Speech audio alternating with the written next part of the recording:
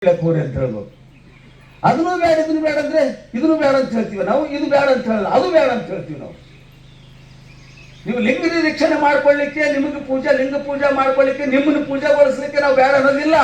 ಹಲವಾರು ಹತ್ತಾರು ಕಲ್ಲು ದೇವರಿಗೆ ಹೋಗಿ ಹರಕೆ ಹೊತ್ತು ಕುರಿ ಕೋರಿ ಬಲಿಪಟ್ಟು ಮಾಡುವಂತಹ ಆಚರಣೆಗಳು ಬೇಡ ಅಂತ ನಾವು ಧಿಕ್ಕರಿಸ್ತೀವಿ. ಅವನು ಧಿಕ್ಕರಿಸ್ತೀವಿ, ನಾವು ಅವನು ಧಿಕ್ಕರಿಸ್ತೀವಿ.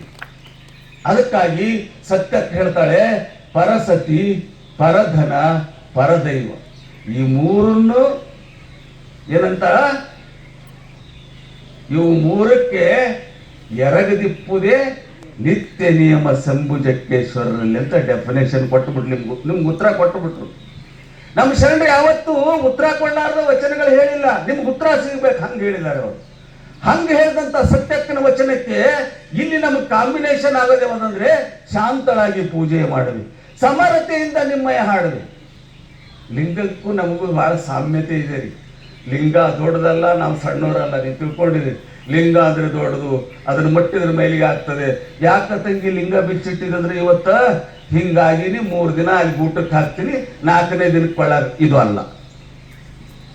ಲಿಂಗಯ್ಯ ನಿನಗೂ ನನಗೂ ಏನು ಅಂತರಿಲ್ಲ, ನಾ ಬೇರೆ ನೀ ಬೇರೆ ಇಲ್ಲ, ನಾ ಇದ್ದೀನಿ ಅಂತ ನೀ ಬಂದಿದ್ದೀನಿ, ನೀ ಇದ್ದೀನಿ ಅಂತ ನಾ ಬಂದಿದ್ದೆ ಅಂದಮೇಲೆ ನನಗೂ ನಿನಗೂ ಭೇದ ಇಲ್ಲ, ನನಗೂ ನಿನಗೂ ಭೇದ ಇಲ್ಲ ಅಂತ ಹೇಳ್ತಾಳೆ ಯಾರು, ಅಕ್ಕಮಾದೇವಿ. ಸಮರತೆಯಿಂದ, ನನಗೆ ಸಮರತೆ ಸಮಕಳೆ, ನಿನಗೂ ನನಗೂ ಏನು ವ್ಯತ್ಯಾಸ ಇಲ್ಲಪ್ಪ.